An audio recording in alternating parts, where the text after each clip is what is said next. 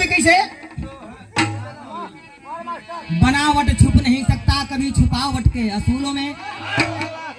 बनावट छुप नहीं सकता कभी छुपावट के असूलों में, अरे खुशबू आ नहीं सकता कभी कागज के, बनावट छुप भी सकती जब उसको छुपाई जाती है,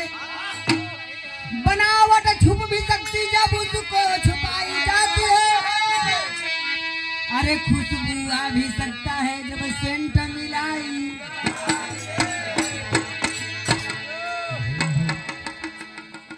कहल जला भगवान का देनी भगवान का बनावल शरीर आज तक ले कोई बिगाड़े वाला नहीं है, चाहे कितना क्रीम पाउडर लगावा लेकिन रहबा उहे भैया।